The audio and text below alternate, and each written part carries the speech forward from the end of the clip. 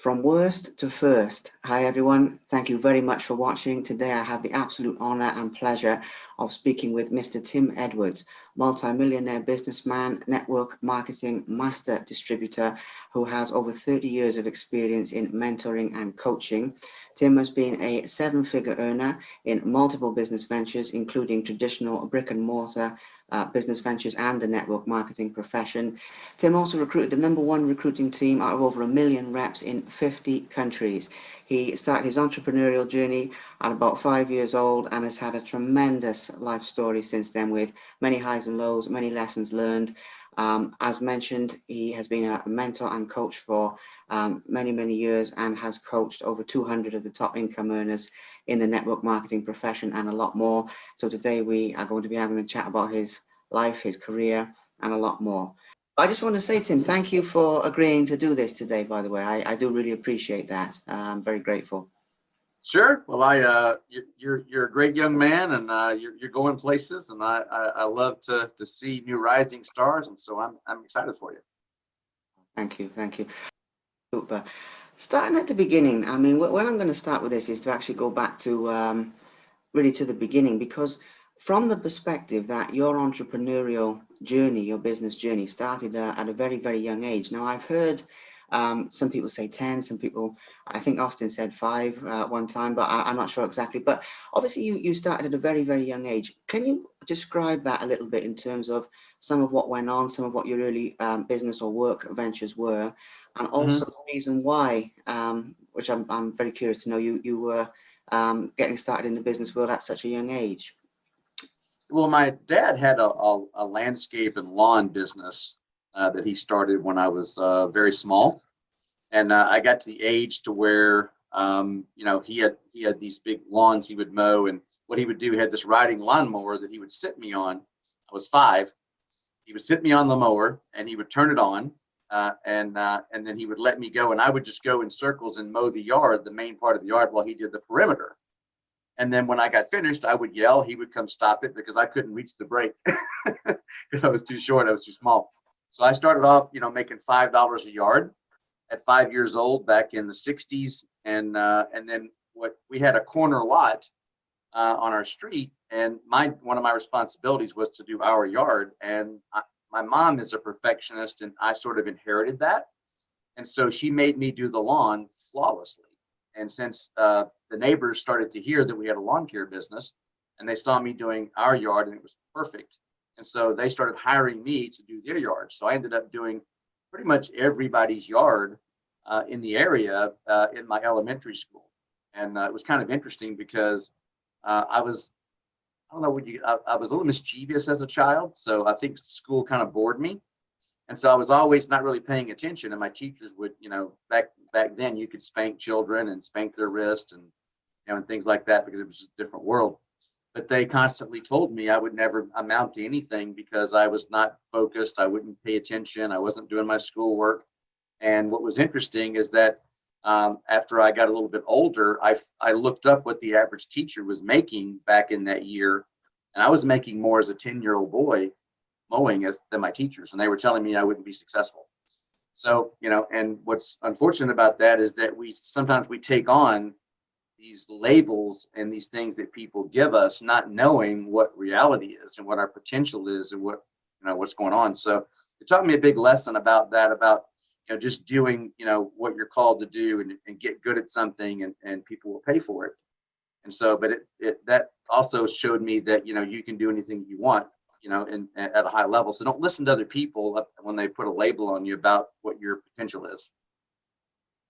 Love it. It's such a fantastic message. I mean, so many people have the tendency to absorb those labels. I mean, it's a little off topic this, but I had a very similar educational experience myself with being told I wouldn't make it and this, that, and the other, actually. So hearing you say that is quite profound for myself, but obviously for many people listening. And as I understand it, Tim, you left school early. Am I correct in saying that? We have kind of a running joke that I was one of those guys that was so smart they asked me to leave early. Actually, I got kicked out because I was a little bit of a problem. But I left school. I didn't finish high school, didn't go to college. My parents were a little upset about that and wanted me to go to college. But, but I wanted to be in business. I didn't like school. I didn't want more school. I wanted to go into business. And so I declined to go to college and just went into business with my dad again at 17, because by that time he had opened up a car business. So I started becoming a buyer for him. And so I've always, started with my dad and worked out on my own and progressed, in more and more businesses. Makes sense, makes complete sense. Another aspect to that is on different Zooms and different things that when I've seen you speaking before, you've made reference, so moving forward a little bit in time now to your early business career. You've described working obscene amounts of hours a week, 90-hour work weeks and absolutely massive, I think more than that.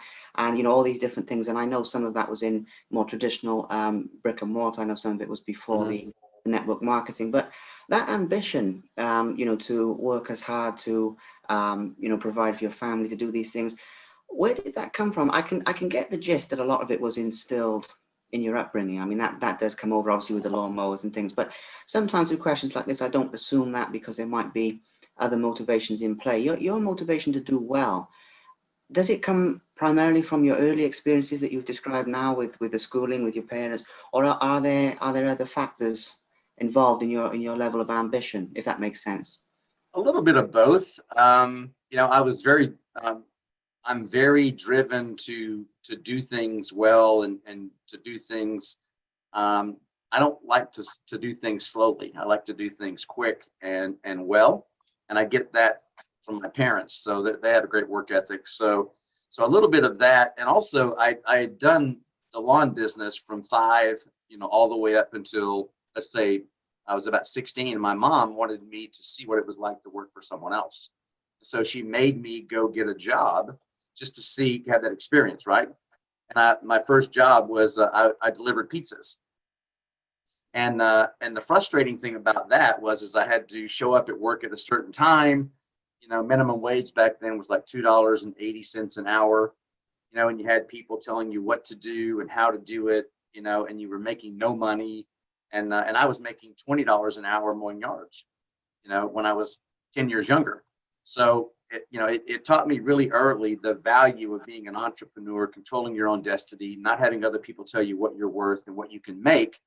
And I also just didn't like being told what to do. I had ideas about how to help, these business owners run and they wouldn't listen, because I was a young guy and what did I know?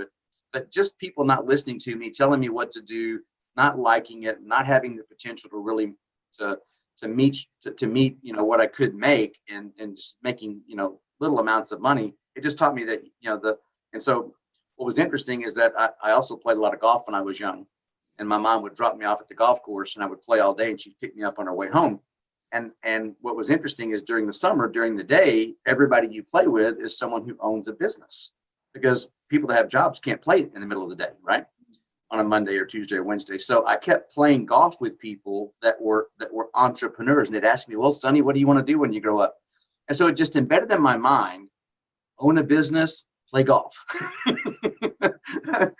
So little, when you're young like that, you don't really understand the world, but I didn't like being told what to do. I didn't like having an income that wasn't substantial, that somebody else told me what I was worth. And I knew that if I owned a business, I had the flexibility to make more and play golf. And so that was my early understanding of what an entrepreneur would be like. And that drove me to want to own a business so I could control the outcome of my income and what I did every day.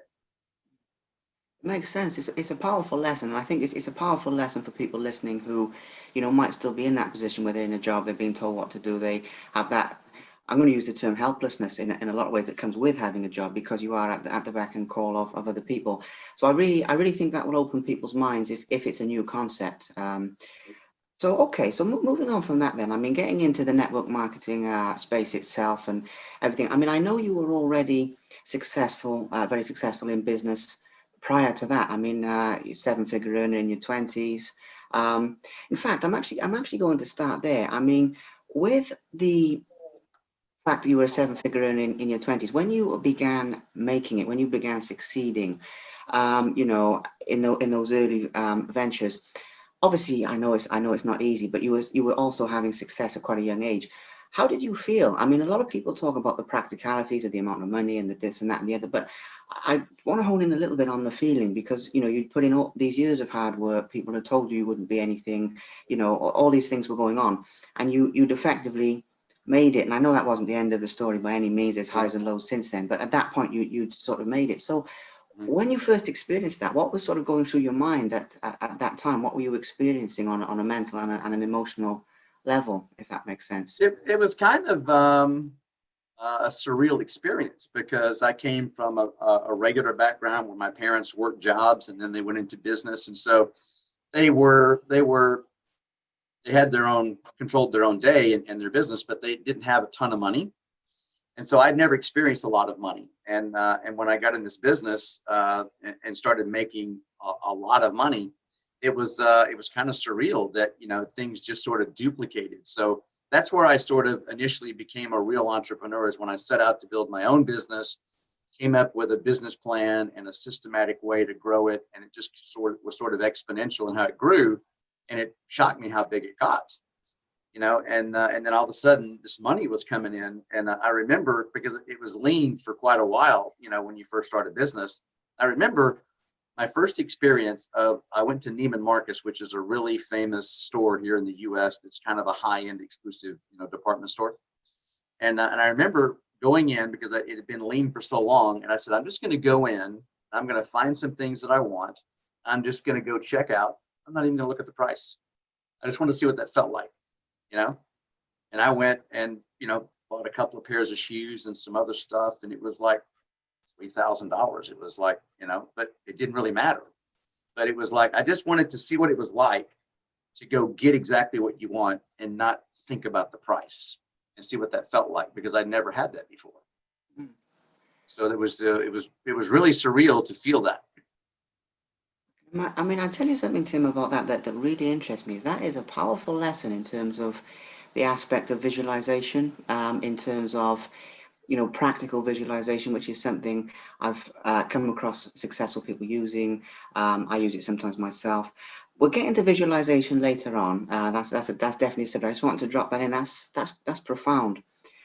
So the network marketing space itself, as I mentioned previously, obviously at some point in time, something must have inspired you to make the switch from a more traditional business model Mhm. that most people have heard of, obviously, to this whole concept of the compound marketing leverage.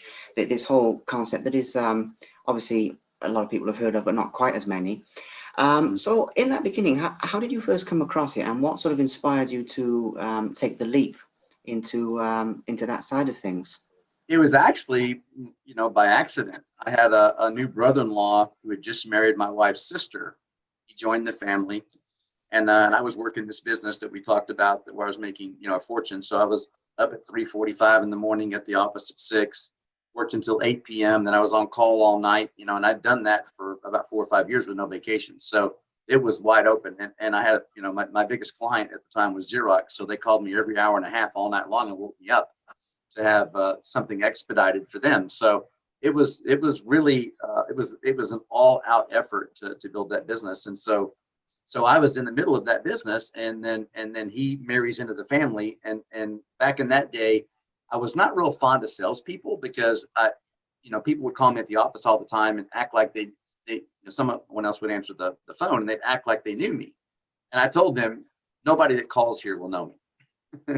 And so they never got to me, and it was always people just trying to get to me to sell me something that I didn't want and I didn't need. So I thought of salespeople as just hounding people to sell stuff to you that you didn't need, you didn't want, just so they can make their commission. And so now this brother-in-law comes to me, and that I don't really know, and he's trying to sell me this business, and I didn't really know what it was, but he had this video that he wanted me to watch. I said, I don't want to watch your video. He said, it's something you can do on the side. I said, well, I'm working 90 hours a week. There is no side. And he called me like every day. I said, look, if I don't have time to watch your video, if I had time to watch your video, I'd watch a movie. I don't want to watch your video. So I just had no interest, because I was doing really well and I had no time. And he was a sales guy, so I was just really closed, right? And so finally they come over one Friday night to eat dinner, him and his wife and my wife. And I've had a really hard week. It's on a Friday night, and I'm just trying to get back to, normal. And I just notice, you can tell when somebody has something on their mind. And I could say, it's kind of weird. Oh, he's going to ask me about that freaking video again. So I said, oh, how long is the video? He said, it's 15 minutes. I said, okay, when we get finished, we're going to watch that.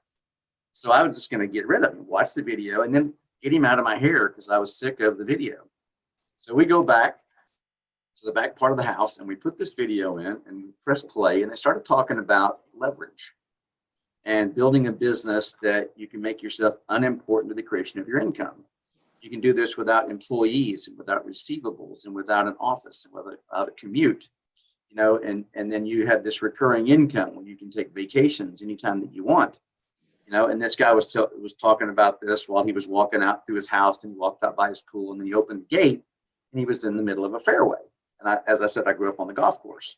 So that thought came back to me, this guy can play golf anytime that he wants. And I was like, where's this business been my whole life? It's like, I've never heard of a business like this where you can build up an income and have the life too, not have all the responsibility. Because the thing that I was in is that the more money you make, the more responsibility you have, the less time you have, and you go on that treadmill and you can't get off. I had lots of people, 5,000 clients, lots of overhead, no vacations for 5 years. And this guy's talking about he's taking 5 vacations this year, and he's in the middle of a fairway, and I'm thinking, so I go over and press stop. Of course, my brother-in-law thinks I'm going to punch him because we don't really know each other. And and I go, I'm going to check this out. And if this is for real, my business is for sale tomorrow. I was the easiest recruit on the planet because being an entrepreneur, I got the concept. If it was real, I wanted that life. Whatever it took, I was willing to work to get that life. And then I could have my life and the money, right? Where I had the money, but I didn't have the life. And I also had a 4-year-old daughter at the time that was, that was born the same year I started that business. And I left in the morning, it was dark, and I got home at night, it was dark, and she was always asleep. So I was starting to feel that pressure of not being a dad and not having a life, had heart palpitations in my late 20s on the business. And so I could just tell that I was on a path to where, I was, it was going to be a health issue. And after I looked at that video, something interesting happened because I was starting to feel the pressure with my daughter. And so I had a dream that night that she was packing and going off to college. And I didn't remember anything. I'd missed her whole life. And it really hit me like a ton of bricks, that I needed to really investigate this. So I set out to meet with all the leaders in the city and talk to them about what they did, how they did it, and then I flew up to the corporate office and met the owners. When I got back, my business was for sale that day. Incredible. I mean, don't get me wrong. There's a few things I'd say to that because it's profound on the one hand that he hounded you, and I'm one of those kooky people that think that things like that are meant to be, or if something keeps reoccurring, and I believe that very much. But at the same time, the fact it was as easy a decision to, when you watch the video, I didn't expect that. I mean, I figured it was going to be either what is this or, where do I sign type of thing. And okay, it's the latter. But it's amazing. It's amazing to hear it like that. And following on from that, though, Tim, I mean, one of the things that interests me, and I think will interest people listening to this, is that obviously in the beginning with the network marketing space, it wasn't easy for you. And I think that a lot of people will sort of might assume that it was because you've been successful in business before, because you'd risen to a high level. And that in itself is very profound, by the way, with the dreams. It's extraordinary. And I've personally met so many people that are, money rich and time poor, as they say. And obviously making that shift is, it's profound quality of life. But going back to what I was saying, in the beginning with the network marketing space itself, it wasn't easy. I mean, I know in the past you've described being, quite nervous about, calling people or things of that nature, and things that you personally went through. And obviously, you've overcome those and you've come out the other side to be extraordinarily successful, in that space. And it really fascinates me because a lot of people, will still be in that situation and they don't know how to get out of it, particularly the fact that you've made reference to not being, strictly speaking, an extroverted person, the fact you've been more of a quiet type of person, and you've still succeeded. So I'd like to go into that. The thing is, I don't really have one specific question about it, oh, it's this. Just what were some of your experiences and how did you overcome them, I guess is the broadest way I can ask that, please. Yeah. Well, it's, I was very naive about what the business really took to make it, what it was all about. And so, and this, I don't say this too often, but it's kind of funny Because when I saw the business, I saw the ability to get people involved and have this recurring income where I didn't have to really deal with people. Because with 5,000 clients and all the stress of a business, you know, I was just like, I wanted to kind of get away from people. And so I thought by getting this business, getting a few key people who would go do the business, I wouldn't have to deal with people.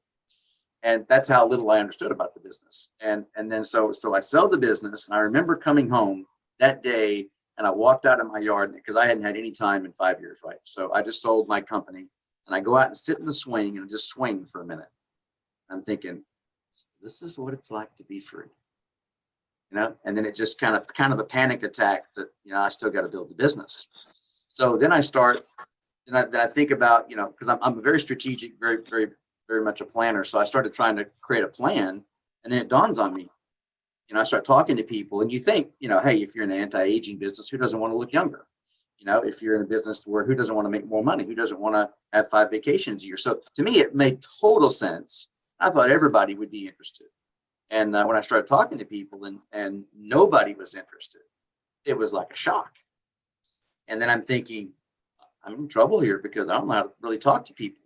And this isn't going to be easy. And so it was a real wake up call as to what I had to do to reinvent myself to be a network marketer, because I had 5,000 clients that didn't really know me because I never answered the phone.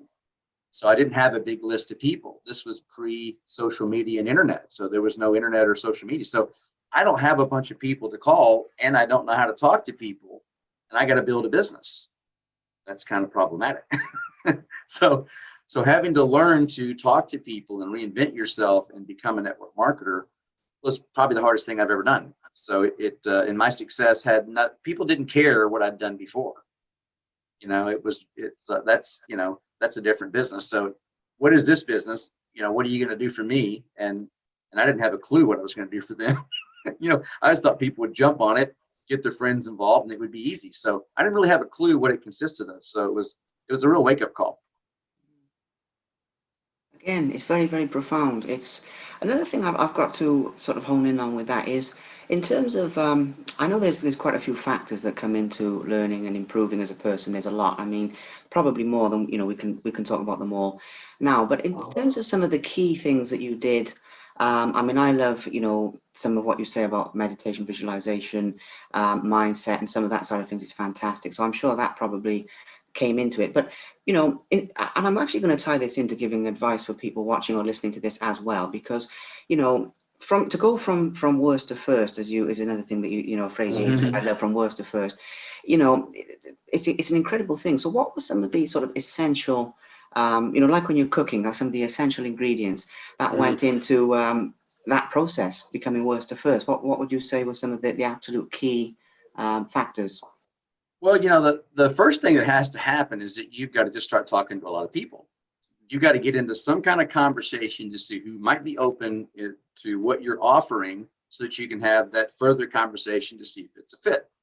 And so back in that day, as I said, with no internet, with no social media, how do you get people to talk to you? How do you get people? Because you had to invite people to come to your house, and you had to do a presentation. I didn't know how to talk to them.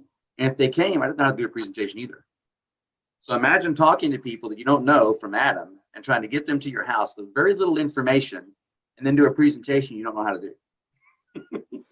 So it was brutal, you know? And so I got really creative as to how can I talk to more people? Because I knew in the beginning I really sucked, so that I would only get the desperate people to listen because I wasn't any good. So how many people can I talk to get a few desperate people to listen so I can get better? So I tried to get creative on how to do that. And I did some kind of crazy stuff, but it's going to be very interesting probably to the listeners. And so I would do things like I got a business card that had a little thing on it, a little prospecting script and my phone number. And if they called the message, I would do a little 1 or 2 minute pitch about freedom and leveraged income and, you know, whatever. So I was going to have to get this card in front of people. So I said, what's the quickest way to get in front of, you know, multiple people? So it's not one at a time, like you're not chasing somebody around the grocery store, right? It's kind of slow, one at a time. So I was thinking in terms of leverage, right? So I had some ideas. Like I went downtown Dallas, and I went into buildings And I would go in, and this was nerve wracking as heck, right? So, and luckily nobody has to do this today, but this will just tell you how bad I wanted it.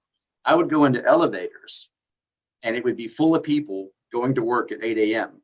And as soon as the door closed, I would say, you guys probably love what you do. My name's Tim. Here's my card. If you know someone who's open, let me know. And I would get off on the second floor and go back down.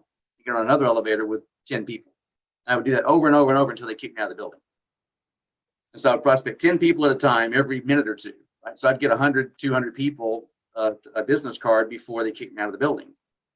You know, and this was kind of interesting because when I was telling some of my Australian clients when I was coaching about a drive-through bank, they said, a drive-through bank?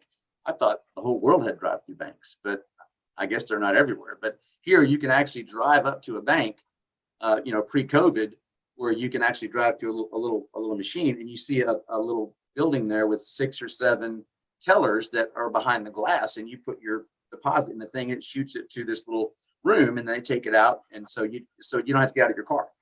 So I would go to these banks where I didn't have an account, because in the US they're on every corner. There's hamburger places and banks pretty much on every corner, right? So I'd go to banks where I didn't have an account, and I'd see how many people were in that teller booth behind the glass. And if there were 6 people, I'd put 6 cards in there, and I would shoot it to that person, and then I would hit the speaker button. I'd say, you guys handle a lot of money, but you probably don't get to keep much. If you're open or somebody you know that's open, there's my card. Call and listen to this message and let's chat. And I'd drive off and I'd prospect 6 or 7 people at a time. I'd go to the next corner and prospect 6 or 7 people at a time in another bank that I didn't have an account at. So I would just find ways to get in front of lots of people so that somebody would call me and say, what are you doing? And then I could do a presentation where I could get better. So it was really nerve wracking. It was kind of crazy, but I just wanted a lot of conversation so I could get better. Incredible. It's absolutely genius. I mean, I was listening to that, and obviously I didn't want to interrupt you, so I was just letting. But Yeah. that is incredibly inventive. I mean, it's genius in simple terms. And wow, I really think that there is that aspect that today it's easier in a lot of ways. I mean, I thought that, you know, I mean, there's pros and cons, so it's, you know, there's definitely pros and cons to everything. But then, yeah, I mean, the fact we can send messages and you know, run larger numbers practically, you know, without moving is incredible. But hearing it like that, it's extraordinary. And yes, it does show how bad you wanted it. I mean, it shows, you know, the fire that must have been burning. My Amazing. knees were knocking. I was sweating bullets. It was really hard, but I wanted to be free, you know, and that's one of the things I tell people when they join. It's an uncomfortable business. Obviously, sending a message to somebody on social media is very easy compared to what I did. But just know that after that, there's a conversation that's going to be uncomfortable. Yeah. They're going to have questions. You're not going to have all the answers. That's going to be uncomfortable. You know, you got to get them to a webinar or into a funnel. That's, you know, that's not comfortable. So you're going to have to do things. And the key is you want to be free bad enough? Is the pain of not being free bigger than the pain of doing the action? So you can get that scale weighted on the side that you have to do the business in order, because this is, you know, not having the freedom is more painful. You're not going to build a business. You're going to avoid it because the pain is on the other side. There's too much pain in doing it, and there's not enough need to eliminate that pain. Yeah, it's a brilliant way to look at it, and especially when you went through that weighing up process of where you would have ended up hypothetically if you hadn't have got involved in network marketing. I mean, it doesn't sound good. I mean, even with the dream, with the heart situation, you know, so it's enough to drive you in that direction. But I do think people need to find that. I mean, I call it like the fire that burns, but you know, they've got to find that motivation. It's profound. It is very profound. So, okay, let's have a little bit more fun now, because this one's, I mean, that was fun, but this one follows on from that. It's a little bit more fun than where we started. Obviously, having made it to the level, you know, that you've made it and made millions and done incredibly well, and obviously with the mentoring and coaching, which we'll also get to in a minute, I want to hone in on some of the lifestyle, you know, in some of that factor, because the other day, I saw a post on your Facebook about Monaco and about a holiday that you had there, a vacation, and it was extraordinary description. And that type of thing, and again, obviously, you've had these different incredible experiences in your life. You've been around the world. You've obviously have the passion for supercars, which I remember seeing. Things that's amazing, and all different things. So again, with that, what are some of your favorite experiences that you've had in terms of the success to sort of really highlight the other side of this now? So you've come through these hardships and obviously made it.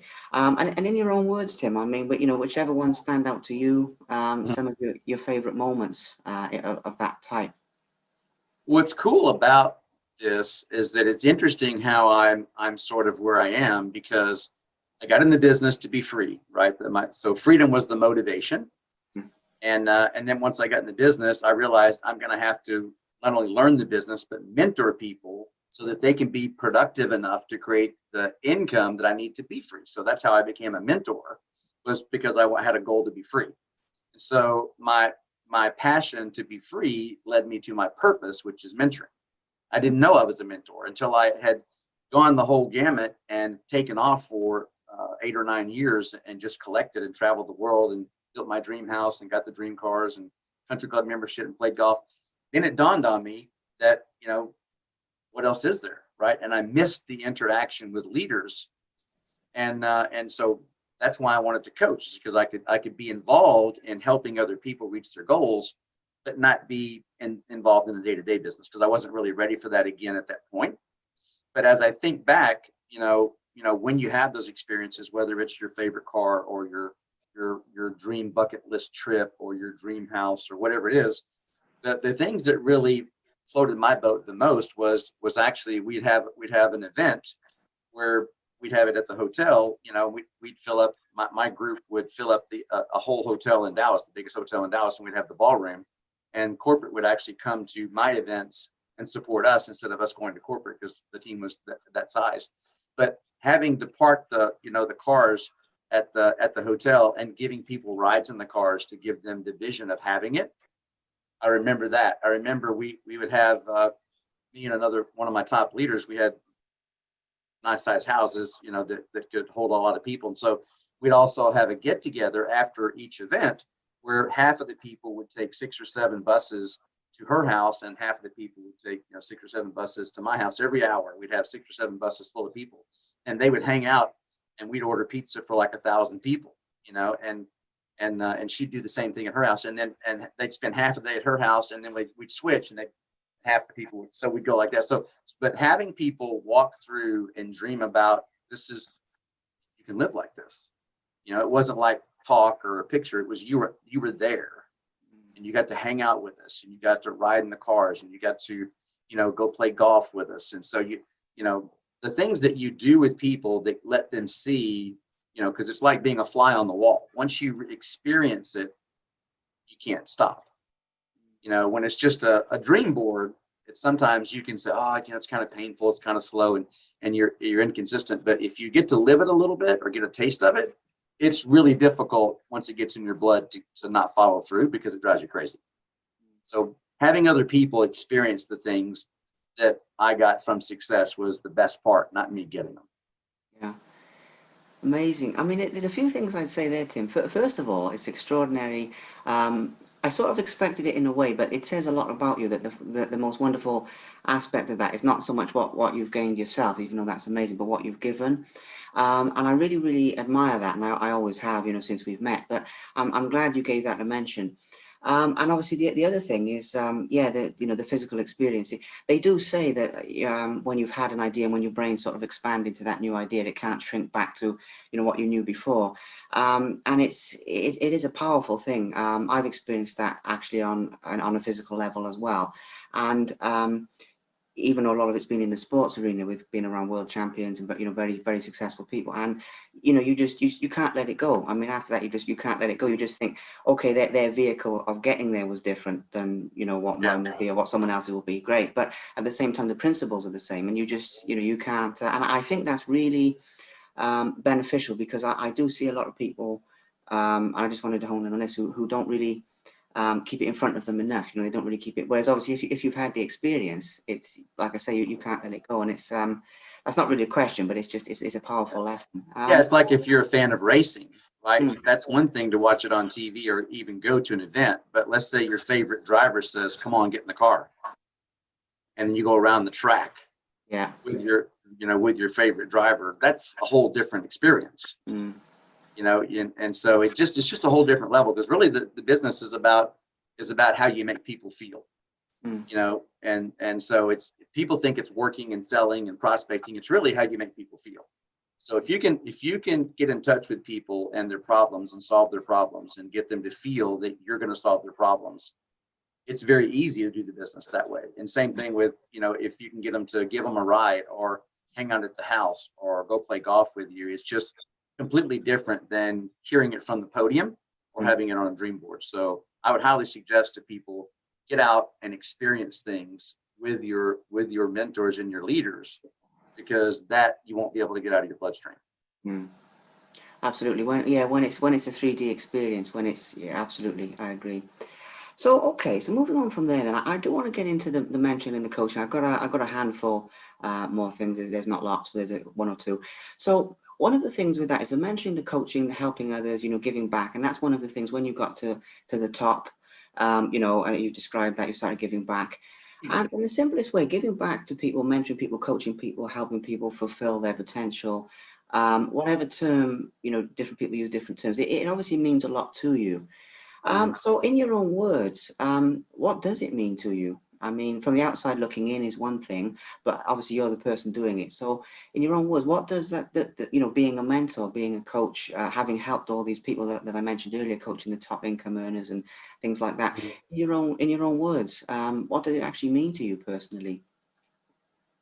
It's interesting because uh, as you coach people, even people that are top in their field, top leaders, top 10 in their company, in their country, they all have insecurities. They all have things that they doubt. They all have areas of the business that they struggle with, even though, you don't see that much on the exterior, because they're supposed to lead like they're excited and competent, and just do it. It's easy, So a lot of the stuff, when you get, it's kind of like therapy. When you get them off to the side and you're mentoring them, you find out how they really feel, what they really struggle with, what they really don't see themselves as being good at. And so it's really nice to get inside their mind and help them think differently about these things that they have issues with. It's just like you talk about interviewing athletes. The best coaches, get inside the athlete's head, because they're all physically capable. At the professional level of sports, they're all fast, they're all strong, right? So you're not going to get someone who's way faster typically than anybody else, or way stronger. It's this that separates the great ones from the ones who are average, even though, because the physical abilities are about the same. So with leaders, it's the same way. If you can get them to believe in themselves, in the things that they don't think they're good at, and show them how to get better at those things where they have a different view of themselves, you can get more out of people than they can get out of themselves, or they see it's even possible. And so that's the real, and for me, getting to the top, that's great. That's winning it, like winning a championship. But when your clients do great, it's like your kids winning a championship. That feels completely different, or your grandkids. So having that feeling where you're living through other people and you're seeing them succeed, where they didn't know that they could do it, or they're at a level they didn't believe they could get to, that's what really floats my boat, is that getting other people to get to a level they don't believe they can get to. Powerful. That's a powerful statement. I mean, it's funny actually, because one of the questions I had on here was, about your proudest moments and, the achievements that you're most proud of so far, because obviously I know there's more to come as well. But I like to ask people, and I think that answers that to a certain degree, at least. I'll tell you Because, what my favorite thing, and I tell this to people all the time, is that my favorite moment is not when I walk across the stage. It's when you walk across the stage and I'm the first person to hug you as you come off, when you've hit that level, right? beautiful, actually. That's genuinely moving, by the way. Okay, wow. So only a couple more things, because we're doing good. One thing I do want to touch on, Tim, personally, to talk about here is obviously the fact that your faith is very much a guiding light in your life. Is the phrase that comes to mind for whatever reason, and it's definitely something that's very important to you. That goes without saying, but I'm saying it anyway for people watching who might not know that. In your own words, I mean, obviously, again, this is another funny one where I don't really have one specific question about it, but can you sort of describe your experience with that? Because it really does seem that, you know, when you're in hard times, or when you know, you can pray for inspiration. Obviously, I've experienced that myself, don't get me wrong, but again, very much for people watching and listening to this, can you describe what that means to you? And I'm sorry, it's not Yes. one question, but it's a whole experience. So I totally you get know, I totally get what you're going for here, and it's really important to me and really emotional for me because I didn't have a mentor. And so I felt very stranded and very alone. And you know, when you get into a business and you don't have a real mentor to guide you, you know, and you're the quiet type, you don't really want to talk to people, you can't get on stage, you can't present, you know, you're completely opposite of what it takes to be successful at, and there's nobody to help you. It's very daunting to think about that. And so, you know, I had to rely on my faith in the man upstairs because that's all I had. And so I spent a lot of time, you know, in the Bible, and I created what I call my spiritual visualizations, because one day when I was really battling with anxiety and depression and things because I didn't know how to change and grow the business, and I flipped to the back of my Bible, you know, and you've seen this post, but I was reading, they had little verses about depression and anxiety and things like that. And what I did is I highlighted those, you know, and I put them on a spiritual visualization, but you can see some of those here where that when I highlighted these 30 years ago, 28 years ago, the same ones are still there, and I put them on a document.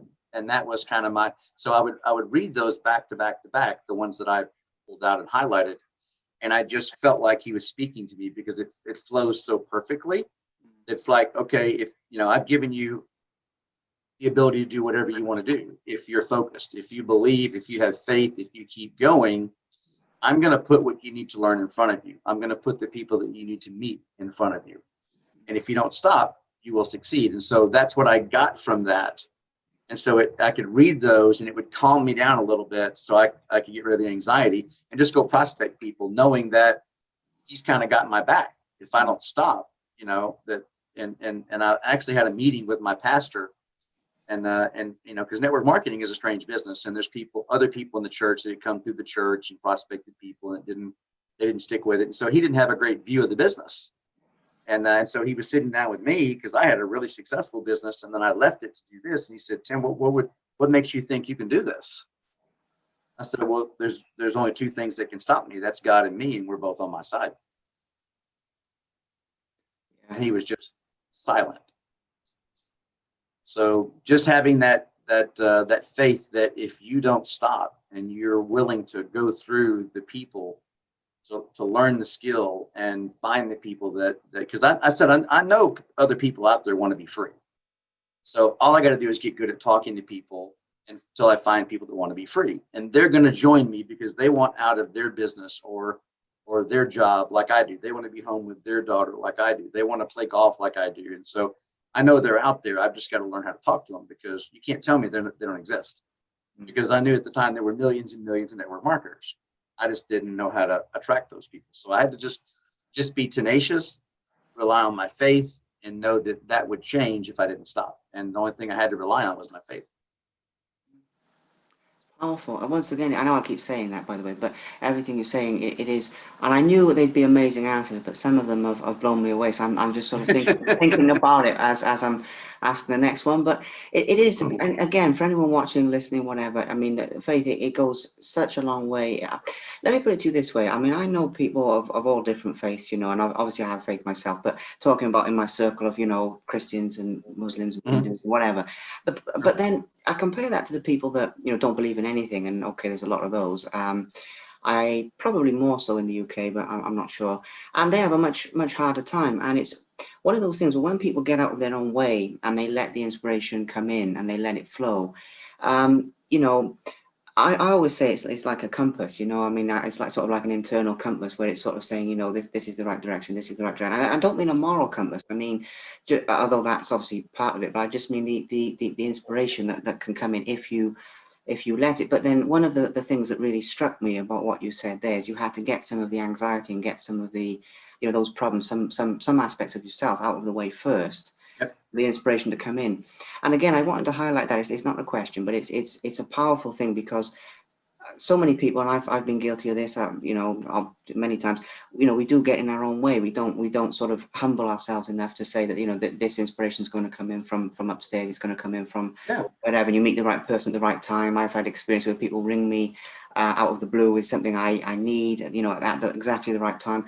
Or if I get out my own way. Whereas if I'm thinking, no, I can handle this, it just gets worse and worse and worse. Exactly. And obviously that will take you so far, but then there reaches a point where it's really got to be. And I think it's amazing. And that's not really a question. That's just, and it's a little bit off topic with describing my own thing, but it's powerful for people. It really, really is. So only a couple more things, Tim. I mean, one thing you made reference to earlier that fascinates me just to go back to is your sleeping pattern is very, very interesting. I mean, you're always up very early, and I've heard you say you're getting up at about 3 a.m. and you have a nap at about 9 a.m. and things like this, and things of that nature. What are some of the reasons behind that? Is that something you've always done? Is it a habit from your earlier business life? Or I mean, I was just curious, because it obviously works very well for you, but I was just curious where it comes from. Yeah, well, I mean, when I was in the car business with my dad, we had to get up super early to be out and about, because we would buy trade-ins that would come into new car dealerships, and if you're not first out, getting what came in last night, you miss it. So I did that. Then in the next business, as I said, I got up at 3:45. I had to be at the office at 6. And I was, so I've always had some reason to get up early, and that just became ingrained in me, kind of like, I tell people, it's like people that go off to the military, because what happens, it takes 18 months to change your brain physiology. If you do something for 18 months, you're a different person. It rewires you. And so that's why people who go off to the military, who maybe sleep late, who are undisciplined, who are kind of messy, they come back, they get up early, they make their bed, they shine their boots, because they've done that every day at the same time for 4 years or whatever. So what you have to do is you have to do something for at least 18 months to change the brain physiology. And I did that in my earlier businesses, so it was there, and that became me, and I just utilized that because it's it's like the old saying, the early bird gets the worm. I want to be up first. I want to do my visualizations. I want to do my Bible reading. I want to be prospecting before anybody, while everybody else is asleep. And I want to get a head start. Absolutely, it makes sense. It makes complete sense. Again, big believer. It's absolutely okay. So it's the only other thing to really talk about here is I'm sort of going to combine two, because obviously I don't want this to be too long for people to watch and people's attention spans. Obviously, you're currently the master distributor for North America. So something drew you to that role when obviously you were doing the coaching, you were doing these things. You didn't necessarily need more success, very much from the outside looking in. I say that, by the way, Tim, because you seem to have everything, and something drew you to it. So with regards to that, what was it that? Yeah, well, it was kind of a chain reaction, and a lot of things. As I mentioned, I got in the business to be free. Then I figured out I had to mentor people so they could produce enough so I could be free. Then I got free. Then I found out my purpose was mentoring, and I missed that. So that's how I got into coaching. Then as I was coaching people, because it was I love getting inside people's head, like I said, and helping them become more than they think they can become. So as I was doing that and working with top leaders, it was kind of strange to me, but I felt the bug to do the business again, and I didn't think I would ever have that again.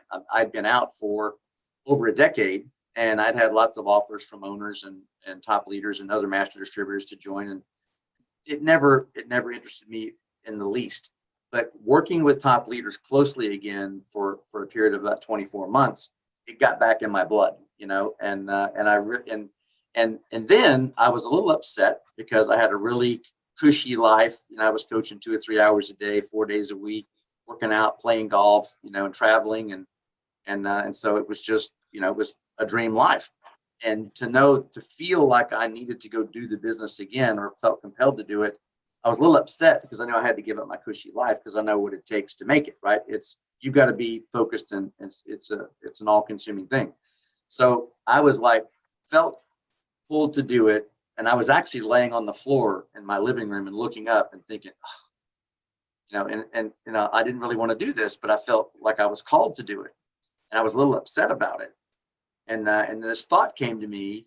It said, it's like the Lord talking to me. It says, Tim, I gave you the ability to be a mentor and help people. How many people can you help if you coach? Oh, 1,000. Let's say 1,000. Because it's one-on-one. So, and I'm kind of old, so it's not going to be a lot of people. And he said, how many people can you help if you get involved? Tens of thousands.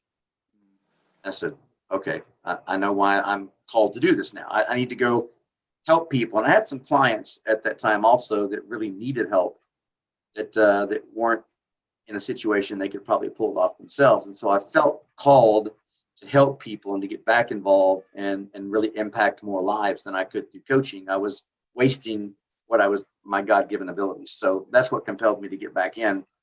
But the thing is that being so knowledgeable, being a business guy first, I see the business very differently than a lot of leaders.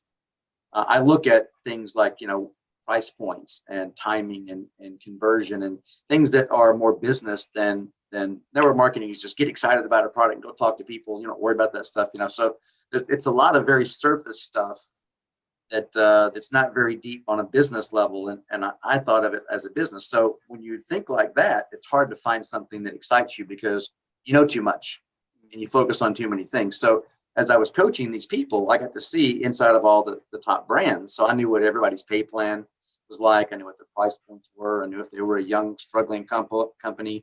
I knew if they were an older company that had been around forever and they were over promoted and it was hard, and I knew about pay plans, so I knew the things that it took to be, what really would be the perfect recipe for a right now kind of a perfect storm thing. And to find all of that is really difficult. So me and a good friend of mine, which I'll mention, Ann Feinstein, she met me when I was coming out and looking to do something, and I was testing a program at the time. So we decided to work together, and so we went through 100. I Googled the top 150 companies, and we went through each company line by line, timing, products, price points, pay plan, and we were down to like 3 that weren't a great fit. That's how hard it is to find something if that's really right. Because my thing is that I have the ability to do any company to the top, but I have to be able to look at you and everybody else on the team and say, if you do your part, I can get you to 6 figures. I have to be able to say that to you and believe it and look you in the eye, or I can't do that program. I can't just recruit a bunch of people, do a business, collect checks, and tell everybody you can do it when I know they can't. Right? So things have to be right. So with that in mind, we were down to like 3 companies that weren't a great fit. And then I had a good friend of mine with Rapid Funnels who knew Austin Zuloff, and so I knew Michael and he knew Austin, and so it wasn't a real big like let's go investigate who these people are. He said, he's a good guy. They've got a good company that they're launching from Europe. They're looking for a master distributor, and so I met with Austin, and it was like, from manna from heaven. It was exactly what I was looking for. It was, the timing was right, because what happens with new companies is no matter how well intended they are, no matter how great their products are, they all look great and sound great, but the odds are it's 1% make it 5 years. So it doesn't matter how great they look or start or what they say. That's just who's going to invest in something like would you take your nest egg, your retirement fund, and put it into an investment that had a 1% chance of making it? No. So you don't go there, no matter how good it sounds. I just know not to go there. And the older companies, they're very stable, but they've been around forever. They've launched dozens of products, dozens of countries, and you've got hundreds of thousands of competitors, and most everybody you talk to is going to heard of it. So is that doable by a new person? Not really, right? It's very late in the curve. So Zealous, being a 6-year-old European company, who was still debt free and still growing, but opening up North America and the US was a perfect timing. It was like you could have the rapid growth of a startup without the risk of a startup. So timing was there. Science was killer. I had sold a lot of high-end nutrition products. I didn't really want to sell vitamins and shakes anymore. Not that I take those every day, but I didn't want to lead with something that 3,000 companies offer, right? Again, because you want to have something that's interesting. So the story, the science, the the strains of blue-green algae, the photobioreactors, the patented process, the science was killer, right? It was stuff that you couldn't put better stuff in your body, and it was like $39 a month, right? Where I was used to selling products that weren't that didn't do that were over $100 a month. So the science was there. It was a unique story. It outperformed other products. It wasn't what everybody else was talking about. So timing was right, science was right, price points were right. And then we got a chance to contribute a little bit on the pay plan with a very famous consultant to make the pay plan the way that it should be, where you didn't have so many legs that it was hard to duplicate. And so we moved a lot of what's called the back end money that only the top 1% get to the front, so that everybody could make money faster and get to six figures easier, which is my thing. I have to be able to look you in the eye and tell you, you can do that, right? So timing, science, price point, pay plan, and then the only two things left were mentoring and system, which that's my, I suck at a lot of stuff, but that's kind of my superpower. I can mentor people like crazy, and I can develop a process and a system that's very duplicatable. That's how I became number one in recruiting. My team was out of 1 million reps in my previous company, is that the mentoring and the systematic approach helped people, empowered people to be better than they were. And so we dominated that company because of that. So I could bring those last two things to the table. So when you bring all that together, it's really hard to find one or two or three of those things in a company. To have all six, doesn't exist. And so, and I know that because I looked at all the top companies prior to this. So to me, it's like, you're not going to find anything better. So if you're at a time and place in your life where you want to be somewhere different, this is the place to be. Absolutely fantastic description. Wonderful. Again, I'm blown away, Tim. I mean, it's amazing. It's just, you have such a way with words of explaining it as well, in such a simple manner, and it's powerful.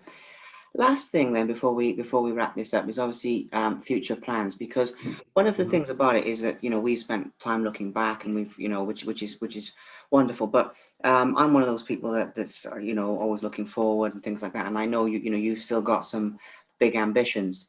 And it's one of those things where I do want to give that a quick mention as the last question, because I feel that a lot of people overlook that. A lot of people will sort of look at everything you've accomplished and, oh, he's done so well, which is absolutely incredibly true. But then again, I've heard you say in the past that you've still got some big ambitions for where we're going next, where things are going next. So let's just talk a little bit about those, about what's on the horizon, so to speak, from here. And then that's everything. So again, in your own words, my friend, what's on the horizon from here, please? Yeah, well, it's, and I'm going to mention another person here, Deborah Gebhardt, who's a really good friend of mine that has worked with me in my previous company back, 28 years ago. And she said something that hit me, and it fit exactly the way I felt, but I hadn't thought of it yet. She said, when it comes to network marketing, this is a story. We're going to have the greatest story in network marketing history, because and she knows too that not too many companies are in a place to do what we're doing. They're either too early and struggling, too late and over promoted, and all this is coming together. And so many people are in the network marketing profession that haven't hit that good run or haven't been at that right place at that right time, and they're starving for success or a different level of success. They've had some success, but they're capable of reaching so much more if the timing were right. It's like an athlete. You can be a great athlete and be on a losing team. To get on that right team where you have that camaraderie and you make that championship run, and how tight you get with people, and how much that impacts your life and changes it. A lot of people are going to come here and plant their flag and finish their career here because they haven't been at the right place at the right time, or they've had that and it's gone by, and they want to have that again. So I think a lot of people are going to finish their career here because of where we are. And so my goal is to help build a legacy company that's bigger than the one that I was involved in. And I was involved in one of the biggest in the world. They've done many, many billions of dollars. So I want to surpass that and impact 10 times as many lives as I did the first time, because I got in late. I didn't know what I was doing. It was pre-internet. So I did what I did. The timing wasn't right. Now it's right. I know what I'm doing. And so I can impact 10 or 100 times as many people. So it's really about watching all those hundreds or thousands of people walk across the stage and change their life, be home with their kids, bring their husbands home, take those vacations that they always wanted that they never could afford. So it's about letting the world of network marketers that haven't hit that stride have that last run and that legacy. So for me, it's like I've hit some home runs in my career, but this is my last at bat, and I want it to be a grand slam. And that grand slam is dictated by how many people can we knock out of the park with, and help them get to their dreams and goals. Amazing. Well, Tim, I mean, we've covered a lot. I mean, when I said give us an hour, I was thinking obviously that would include, the chat time and things, and I knew it would be good, but this has far exceeded any expectations I had. So, thank you very, very much for obviously taking the time to talk to me, but also, being so open. And I know you are a very open person, and I know that's who you are. But when I say that, what I mean is, some of the wisdom, some of the funny stories, some of what you shared today, it's been fantastic. So. Thank you so much for sharing everything that you shared with me, and for obviously everyone who will watch and listen to this as well. I do really appreciate it. It's my pleasure, and for whoever's watching, whether you join us or not, you can do this if you get the right environment and the right situation. So you just can't stop. You read my mind there. I was just about to say, is there anything that you wanted to say? But so super. Well, like I say, thank you very much, Tim. Thank you very much for watching. Please subscribe to the Simply Inspired YouTube channel, and there'll be more videos coming soon.